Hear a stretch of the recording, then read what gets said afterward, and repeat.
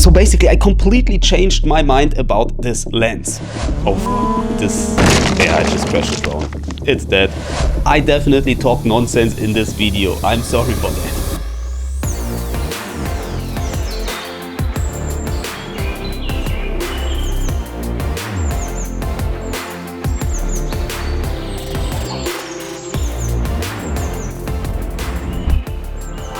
A year ago I made a video where I basically told you not to buy a lens like this, a 35mm prime lens. My reasoning back then was pretty simple. My idea was that it makes not that much sense to buy a prime lens that gives you somewhat of a smartphone look, because 35mm happens to be one of the most used focal lengths in smartphones. Same goes for 28 and 24mm. And while this holds some truth, I changed my mind over the past couple of months after I got my 35mm. But why did I bought it in the first place when I thought about this the way I did? I want to talk about that in today's video.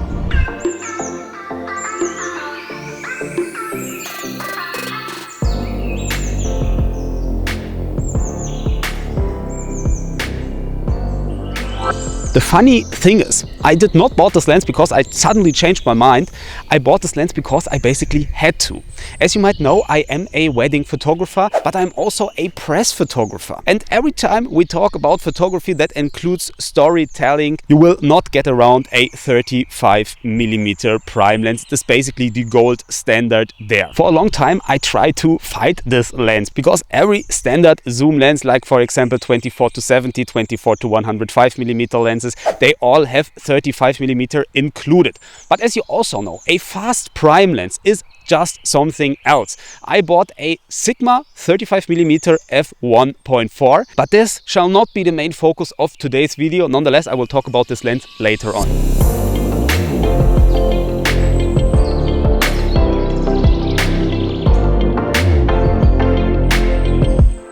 The first thing I realized when I got this lens is that I focused myself on the completely wrong thing. I mean, yes, at 35mm the field of view is fairly similar to most smartphones. But that's only a tiny part of the image. And I realized pretty fast, and technically I knew that before, that a great photography, it's not about the field of view. It's about depth, it's about storytelling, it's about subject separation, it's about an atmosphere in a photography. And especially when we talk about subject separation, that is where a 35mm f1.4 lens completely separates from any smartphone out there. Again, nothing too surprising until now. But pretty ironic nonetheless, because the thing that I thought made this lens boring wasn't actually important at all. The second thing that I realized is that this lens is super versatile. I used to think, and this is basically general consensus, that a 50mm prime lens is the go-to standard, the most versatile prime lens out there. But now I'm not so sure anymore. On the other hand, I thought that if you want to have, for example, crazy background blur in your photos, you need to go with something like an 85mm prime lens, maybe even 135mm. I used to have both of these. But then I realized with a 35mm lens on my camera, I can shoot portraits, but I also can shoot landscapes. I can shoot so many different situations during weddings, for example. It's even usable for architecture and night sky photography.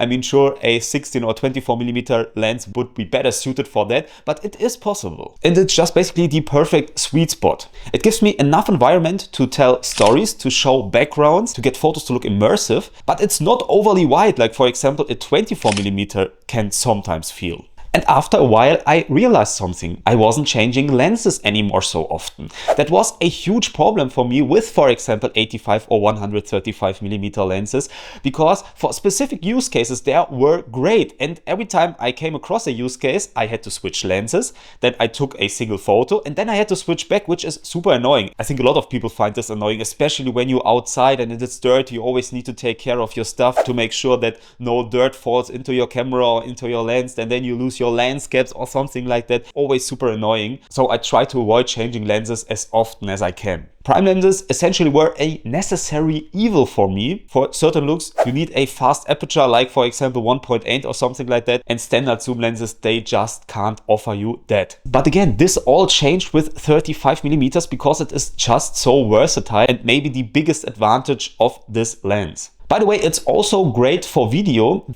This part of the video, so the talking head part inside, it is all shot on the 35mm f1.4 lens that I have. Although I stepped it down a bit to like f2.4 or something like that, because f1.4, the focal plane is just so narrow. Basically, the tip of my nose is in focus and my eyes are not. And yeah, this is just crazy, but great for low light. However, this brings me to the next part, video features. Nowadays, videos are super important. And this is also where my opinion changed a lot, because 35mm is essentially the perfect focal length for a lot of different video applications. Again, you are close enough to your subject to get nice background separation, for example. However, if you want to, you can still see a lot of the background, which again also adds up to this storytelling narrative. So not an extreme focal length, no crazy compression, just something that feels realistic, I feel like, which is for a lot of occasions pretty good.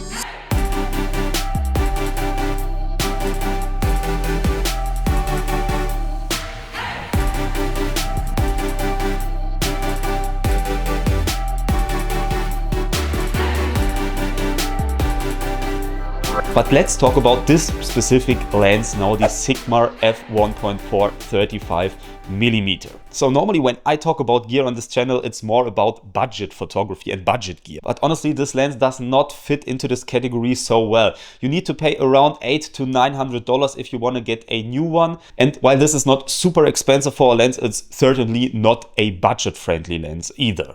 But we need to compare it to the elephant in the room, the Sony equivalent, because Sony has a G Master lens, also a 35mm, also f1.4 aperture. And when you look at this lens suddenly starts to feel like incredible value, because the Sony lens will set you back around $1,400 to $1,500. So easily $600 more than this lens. And on paper, they look quite similar. However, my experience is that the Sony lens, first of all, is lighter, and the Sony lens, it does have a better autofocus system. Not to say that the autofocus is necessarily that bad with this lens. For example, again, I'm shooting with it right now, but if you really want to have this last 10 to 5% of peak performance in your lens, then you will not get around the Sony G Master. But when we talk about plain image quality, honestly, I cannot see any difference. I tried to find differences, but honestly, I couldn't tell. Maybe under a microscope you can see some differences, but honestly, in day-to-day work with this lens, it is basically the same. So I feel like for most people, the trade-offs that the Sigma lens have, they are not as worse as they might sound in the first place. So it's a great option for a lot of people out there. Another thing that I want to mention here, and the Sony lens also have this obviously, is the dedicated aperture ring. And a dedicated aperture ring on a lens is something that you only really get to love when you have a lens that has this feature. Because I can guarantee you, when you have one lens with a dedicated aperture ring, you will miss it in any other lens. And this lens has it, so this is also pretty good. So again, I would say if you want to save money, again, like $400, $500, maybe even $600 on a lens and spend it otherwise, for example, on a photography trip where you can actually use this lens, maybe you want to save for a new camera, maybe you want to save for something completely else. But I think this is a great way on how you can save this money and still got an amazing lens. Okay, let's quickly pause the video here because I have bad news. I crashed my beloved DJI Air 3 drone. At this exact moment in the video, you can see it here. It looks okayish at the moment. I basically flew straight into a tree. The drone tumbled for a couple of meters, ended up in a lake, and yeah, I got to recover it, but not a chance at all that this thing is going to work again, so I need a new one now. It was, by the way, 100% my fault, so no one to blame, but I basically sacrificed the drone for this video, so maybe you could give this video a like. That would make me so happy, so thank you so much for that. Let's go on with the video now.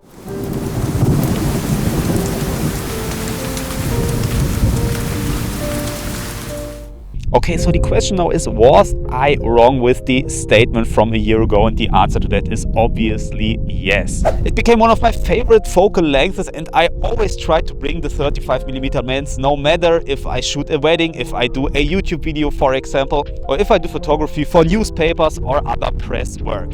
Even if I'm out there shooting landscapes, I bring the 35mm. Maybe that is what this lens makes so special. I'm genuinely interested to hear from you. Do you enjoy shooting 35mm prime lenses as well, or are you more on the side of, for example, 50mm, maybe 85, maybe 24mm? I'm really interested in that, so let me down your thoughts in the comments below.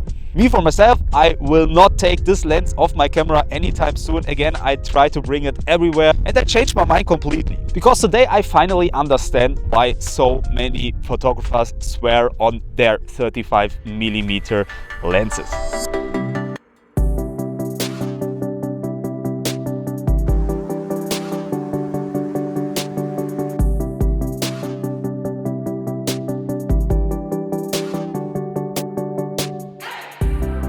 This brings us already to the end of today's video. I hope that you have enjoyed watching this video. If you have, feel free to give it a comment, maybe even a like, maybe even a subscription to this channel. That would be amazing. I also have a ton of other photography related videos over on my channel, so feel free to check that out as well if you're interested.